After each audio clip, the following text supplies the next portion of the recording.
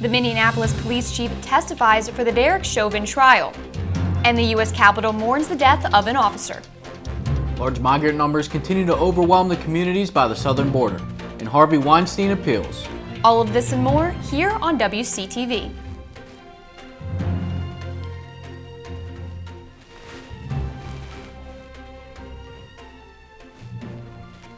Welcome back to Channel 14 News. I'm Rachel Pellegrino. And I'm Brock Owens. Even though COVID-19 has greatly affected campus ministry this semester, students are still finding ways to live out Waynesburg's mission of faith, learning, and service.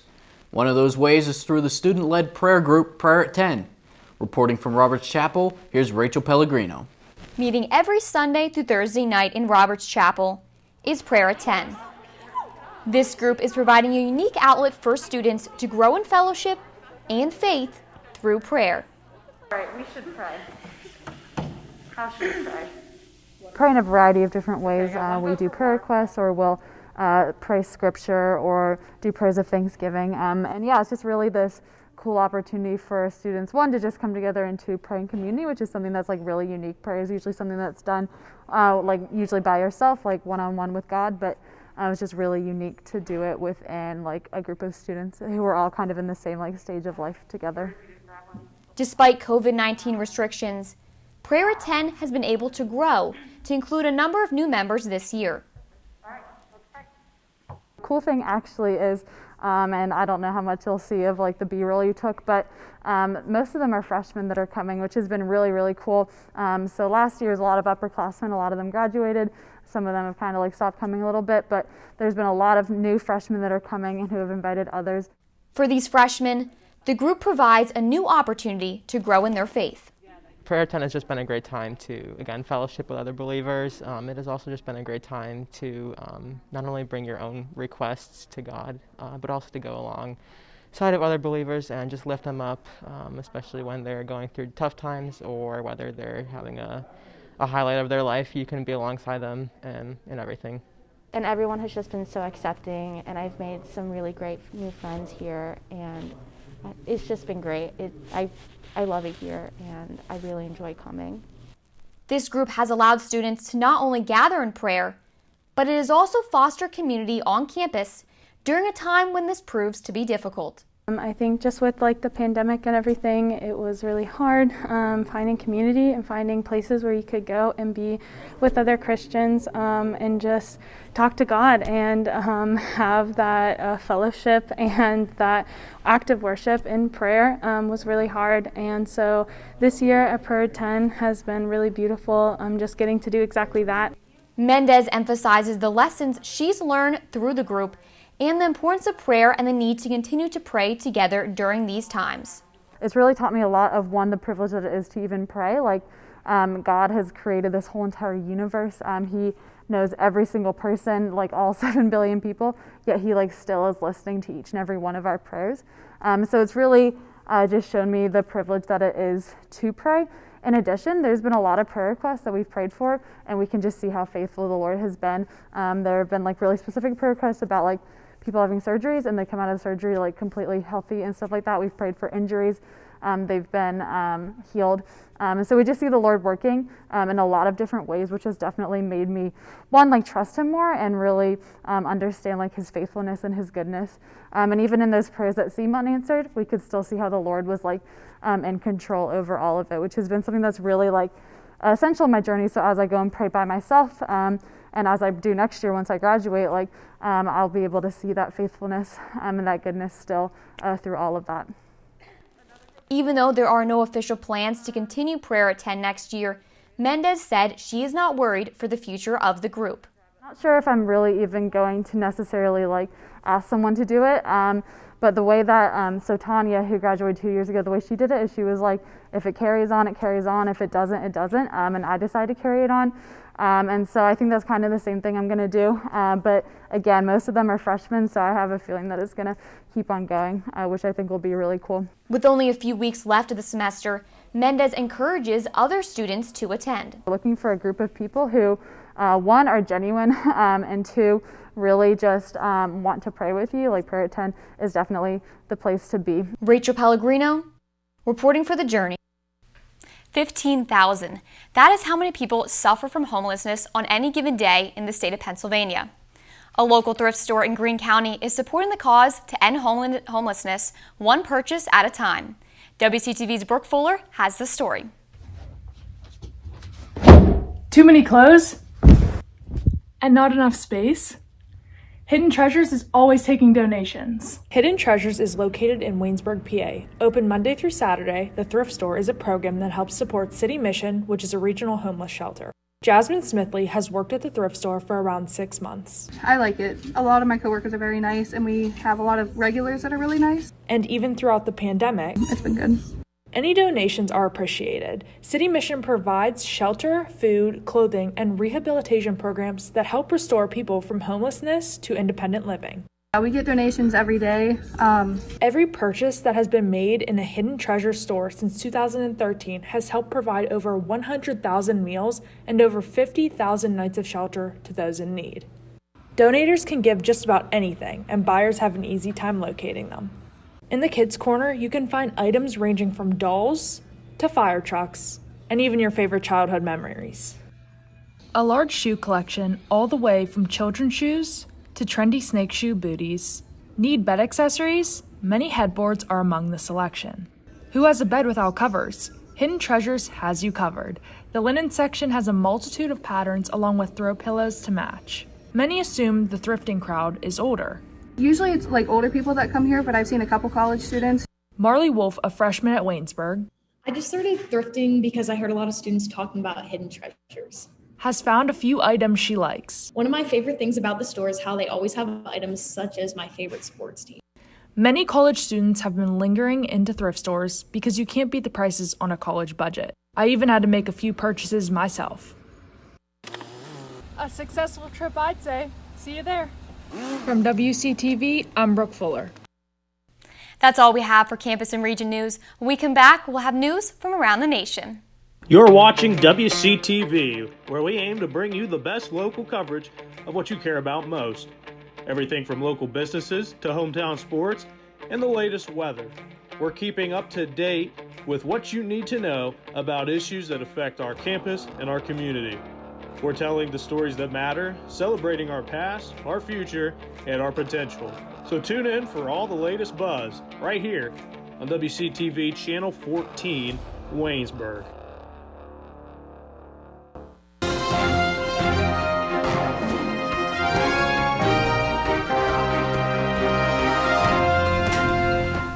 Minneapolis Police Chief Midaria Arredondo took the stand in the trial of the police officer he fired, Derek Chauvin. After the death of George Floyd, Chauvin pleaded not guilty to second-degree unintentional murder, third-degree murder, and second-degree manslaughter charges. Camila Bernal is outside the courtroom in Minneapolis as the trial shifts from what happened on the day Floyd died to legal ramifications of Floyd's death. Derek Chauvin's former boss, Minneapolis Police Chief Midaria Arredondo, testifying on the training and the code of ethics officers abide by. The goal is to resolve the situation as safely as possible. So you want to always have de-escalation. An emergency room doctor says he treated Floyd for about 30 minutes, attempting to restart his heart. Was your leading theory then for the cause of Mr. Floyd's cardiac arrest oxygen deficiency?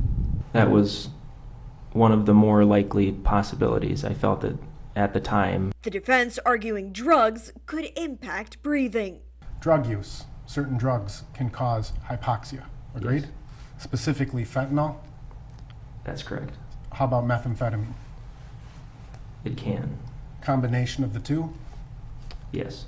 At some point during the more than 9 minutes that Chauvin's knee was on Floyd's neck, videos show Floyd was unresponsive before the paramedics arrived, but officers did not provide basic efforts to save Floyd's life. Any amount of time that a patient spends in cardiac arrest without immediate CPR markedly decreases the chance of a good outcome. In Minneapolis, I'm Camila Bernal. Authorities have identified the U.S. Capitol police officer killed Friday as William Billy Evans. Evans died from injuries he suffered following an attack at the Capitol's north barricade by a lone assailant. Evans had served with the Capitol Police for 18 years and was a member of the Capitol Division's First Responders Unit. House Speaker Nancy Pelosi ordered flags at the Capitol to be flown half-staff on Friday in honor of Officer Evans. Authorities say the attacker on Friday rammed a vehicle into the barricade, striking 2 officers. He got out of the vehicle brandishing a knife and ran toward officers. At least one of them drew their weapon and shot the suspect, who later died. Communities along the U.S.-Mexico border have struggled with the flood of migrants. Much of the attention has been focused on the surge of unaccompanied minors, but the number of adults crossing the border has skyrocketed as well. And at least one mayor in Texas says his city is a dynamite box. CNN's Rosa Flores reports.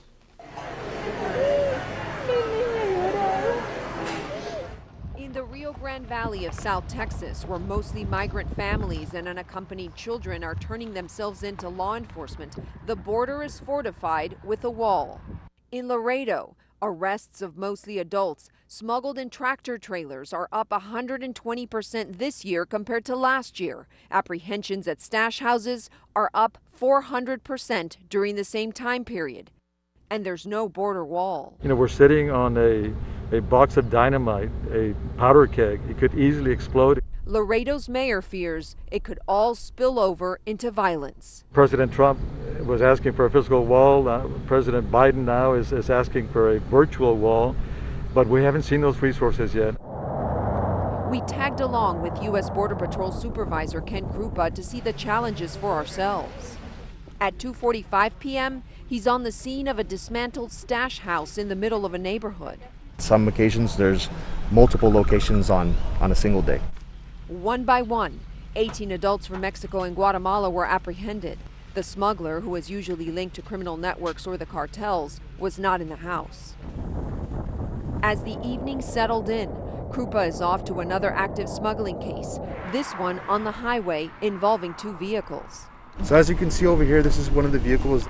Allegedly smuggling at least 9 adults from Mexico, El Salvador, and Honduras. 4 were locked in the back of this SUV without a way out. The others. As soon as the vehicle stopped, the subjects attempted to flee on foot. But they didn't get away. Late into the night, the smuggling activity picked up by the river. Right now we just had a group of 15 people that just crossed the river. They crossed over in this area and right now they're skirting the banks trying to avoid detection. Hey, copy 940, 44. As the radio traffic picks up, Krupa says Border Patrol agents in the area are trying to find and arrest up to 70 migrants. Is this usual? Yes, ma'am. It's constant flow of traffic. Despite the daunting cat-and-mouse game, some Laredo Border Patrol agents have been relocated to the Rio Grande Valley to help with the humanitarian crisis there. What does that mean? It leaves us more vulnerable. It leaves the Laredo sector vulnerable. Do you feed into the cartels by leaving this area with fewer resources? We're not feeding into the cartel's strategy, but we do recognize that every decision we make has an impact. And so what we're going to try and do is ensure that as we start to see these threats flare up, that we move and transfer agents into the area to reinforce the already existing workforce. Rosa Flores, CNN, Laredo, Texas. The Internal Revenue Service is sending more money to some people who were shorted in their last stimulus payments. The so-called plus-up payments are going to people whose 2020 tax returns show they are owed more money. Some discrepancies occurred because initial payments were based on 2018 or 2019 returns. Changes to situations in 2020 that were not known at the time payments first went out could have resulted in lower payments for some people. One example was if you earned less money in 2020 than in previous years. Also, if you had a child who was not born yet when previous tax returns were filed. Low-income Social Security recipients and others who didn't file in 2019 or 2020 may also still be waiting for money. They'll eventually get it, but the IRS didn't start sending those out until over the weekend. Lawyers for movie mogul Harvey Weinstein filed an appeal for a new trial on his sexual abuse charges. The motion in New York's Supreme Court Appellate Division says Weinstein's first trial was tainted by a biased judge and juror. The 69-year-old Weinstein is serving a 23-year prison sentence outside of Buffalo, New York, for a first-degree criminal sexual act and rape in the third degree. The National Labor Relations Board has found that Amazon illegally fired 2 employees last year. The employees Emily Cunningham and Maren Costa were vocal critics of Amazon. They organized workers around climate action and warehouse conditions during the pandemic. Amazon says it fired Cunningham and Costa, both user experience designers, for violating internal policies. The company says it wasn't because they spoke out against working conditions. According to the New York Times, the Labor Board is planning to issue a complaint if the case is not settled. This is just the latest claim the federal agency is investigating regarding an Amazon worker. In her first address as Treasury Security, Janet Yellen made the call for global minimum corporate tax rate. Yellen spoke Monday to the Chicago Council on Global Affairs. She said the U.S. is working with G20 nations to agree to a tax rate. This comes as Biden administration begins to sell its $2.25 trillion infrastructure and jobs proposal. It would be funded by raising U.S. corporate taxes. Russian President Vladimir Putin has signed a law paving the way for him to run for 2 more presidential terms. That's according to a document posted on the government website yesterday. Putin is now on his 4th term, set to end in 2024. The new law can potentially allow him to stay in power until 2036. That's all for your national news. Stay tuned. We have Gwen Napier taking the desk for business and entertainment update. But first, we have Caleb Yager outside for a brief weather update. Caleb? I'm Caleb Yager from Channel 14 News. An absolutely gorgeous day here on campus, and students are just coming back from Easter break and they're enjoying the 77-degree weather. And looking ahead to this next week, we can expect more of the same. So stay tuned for an extended weather forecast right here on Channel 14 News. We're going to fade up to camera 3 in 5, 4, 3, 2, 1, take it.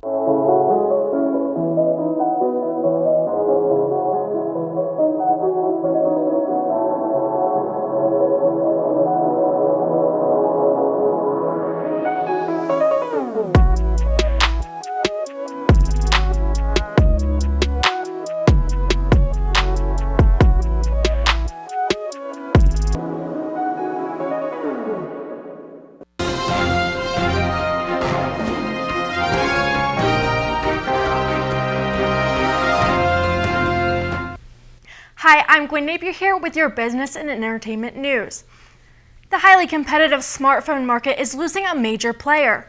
LG announced today it will soon leave the smartphone business after nearly 2 decades of innovative mobile designs. In today's Consumer Watch, the 3 reasons why the once pioneering tech giant is calling it quits. LG is hanging up its smartphone business. The South Korean tech giant announcing its mobile phone division is expected to wind down by the end of July. In US market, it's the 3rd largest vendor with almost 9% market share. LG was once one of the top 3 global smartphone makers. Its displays and cameras were among the best on the market, but experts say in the end, it couldn't keep up. Squeezed at the top by high-end companies like Samsung and Apple, squeezed at the bottom by cheaper Chinese smartphone brands. The move comes after years of losses, dwindling popularity, and a shift in focus.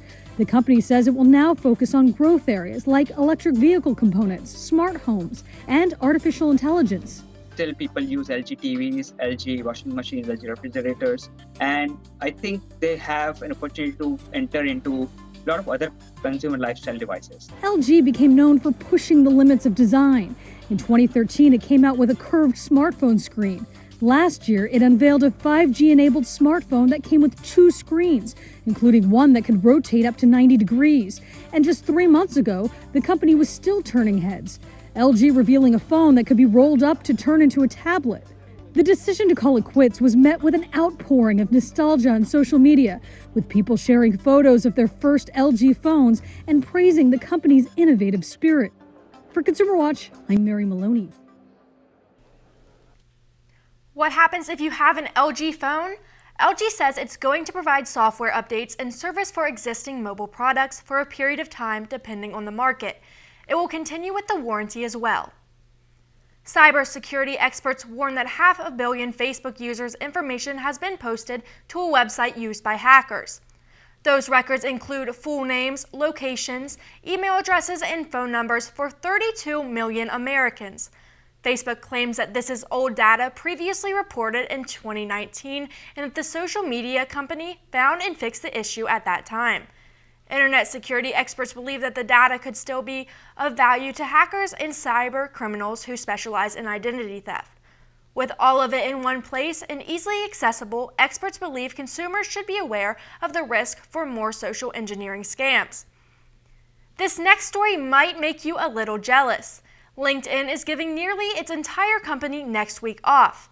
That includes employees all around the world for the whole week starting Monday, and they still get paid. The idea is to prevent burnout. LinkedIn wants its workers to use that time to unplug and recharge. Also, since almost everyone has the same week off, they won't have to deal with the normal hassle of digging through accumulated emails after the vacation. The week off includes most of LinkedIn's 15,900 full-time employee workers. A core team of employers will continue to work for the week, but they also will be able to schedule time off later. The company says it started noticing signs of burnout as the pandemic wore on.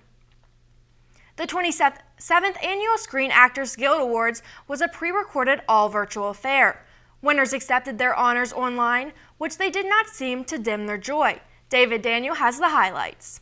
And the actor goes to Jason Bateman, Ozark. Accepting his second SAG award for the drama series, Jason Bateman thanked his castmates, crew, and the biggest thank yous go to the healthcare workers that have tended to us all during this last year, and the miracle work from scientists that have given us the vaccines. The Crown.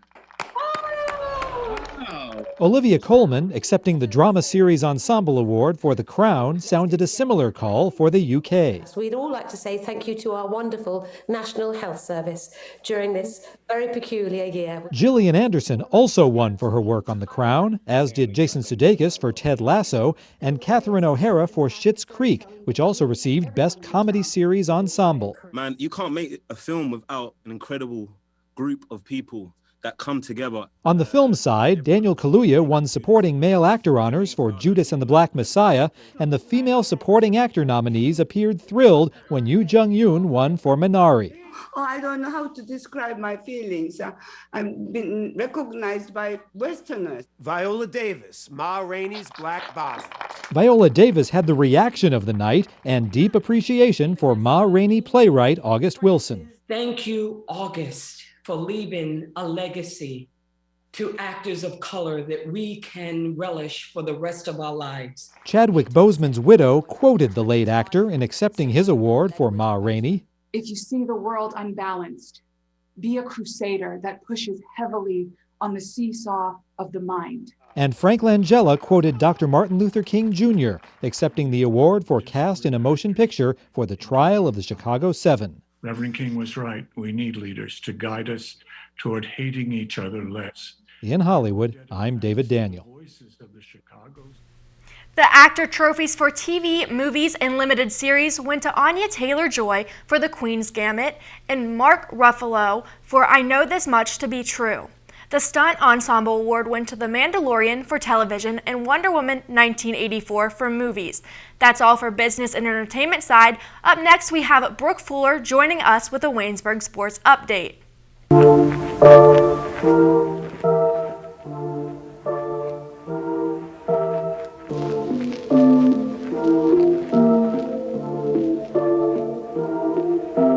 Here goes Zuzik into the end zone, almost untouched. The middle, back out to Delaney, 3-ball. How about, yes. Cuts up inside, into the end zone. Touchdown, Trenton Carter.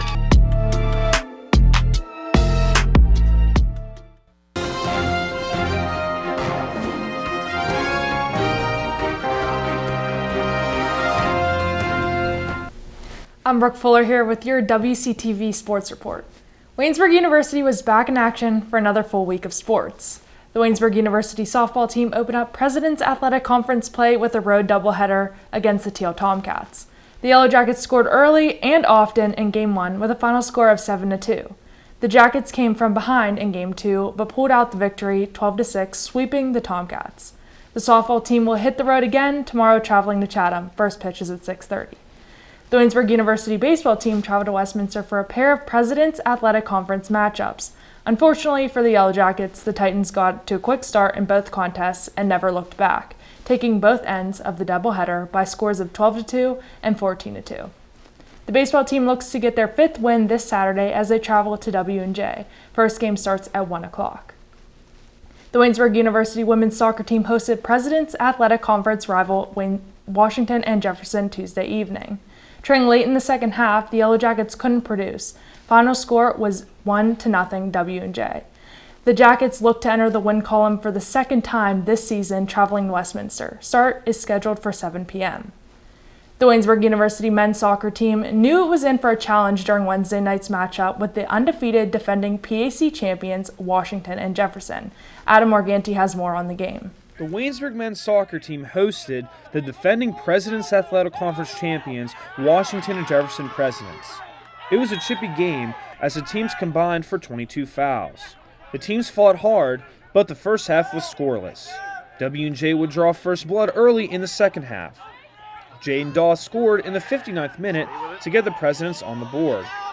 Waynesburg had chances to tie the game in the second half. Daniel Haught's free kick hit the post and went out of bounds for a W&J goal kick.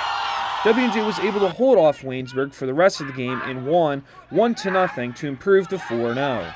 Waynesburg fell to 1-2-1 on the season. For Waynesburg, freshman goalkeeper Zach Burke made his first collegiate start and made 8 saves. Head coach Brad Heatheist was impressed with his team's effort. Our guys fought well. Our guys played really hard, and for a good chunk of that game, we took it to the defending PSC champions. Waynesburg's next game is Wednesday, April 7th at Westminster at 7 p.m. For WCTV Sports, I'm Adam Morganti.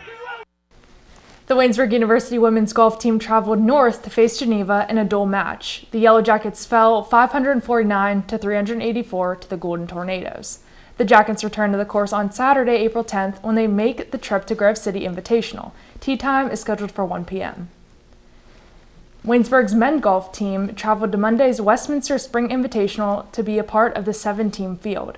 The Yellow Jackets finished 6th in the team standings. Waynesburg is back in action today, traveling to St. Vincent Invitational. Tee time is to be determined.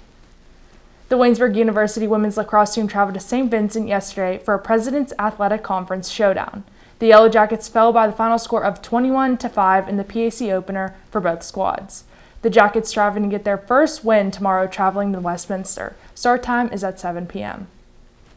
The Waynesburg University football team hosted its second and final home game of the season. Thursday night at John F. Wiley Stadium, the Yellow Jackets hosted Carnegie Mellon, following in a 51-0 loss. The Swarm is still searching for its first win of the season as they travel to Bethany under the Friday night lights at 7 p.m. That's all for your sports. Next we have Caleb Yager with the weather. Have you ever been to the Everly Library? If not, you should, because it's great. They have books of all different genres: history, biography, fiction.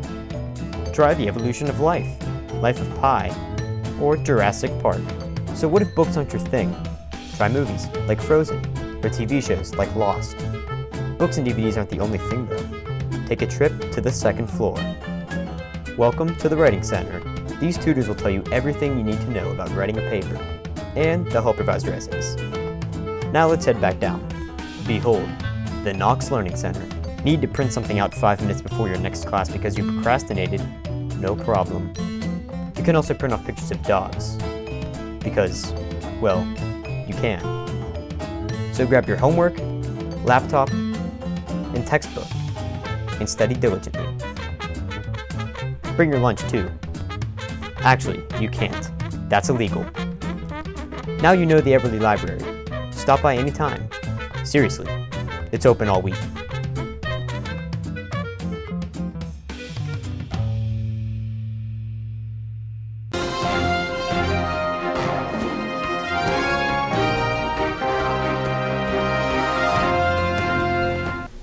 Hello, I'm Caleb Yager with your Channel 14 weather report. I hope you had a wonderful Easter. It was quite a lovely day on Sunday. It's currently 78 degrees here in Waynesburg, Pennsylvania. It was kind of crazy that we got snow last week on Thursday with winter-like temperatures, but luckily there's no snow in the forecast for this week. Tomorrow we can expect partly cloudy skies, 78 degrees as the high temperature and 53 degrees as the low temperature. Thursday we'll get up to about 81 degrees with the low of 56 degrees, and we may expect some afternoon showers. Friday is calling for some isolated thunderstorms with a 31% chance of rain. The high temperature will be 78 degrees and the low temperature will be about 54 degrees. On Saturday, the high will stay at around 78 degrees with a low of 51 degrees. Afternoon showers are in the forecast. On Sunday, the high temperature will drop down to about 65 degrees with a low of 49 degrees. It will be mostly cloudy skies, and as we head back into work and school next Monday, we can expect partly cloudy skies with a high and low temperature of 69 and 47 degrees. Finally, a week from today, next Tuesday, April 13th, there may be some afternoon showers in the forecast. The high temperature will be 65 degrees and the low will be 41 degrees. I'm Caleb Yager, and this has been your Channel 14 Weather Report. Well, thank you for the weather forecast, Caleb. And it looks like the next couple of days at least are going to be very nice weather. Do you have any plans to get outside, Rachel? Yeah, I know. Because of the nice weather, I might just have to break out my hammock. But I don't know. We'll see, because it might rain coming up this week. But that's actually all we have time for today. I'm Rachel Pellegrino. And I'm Brock Owens. Make sure to tune in every Tuesday for more news on Channel 14 News.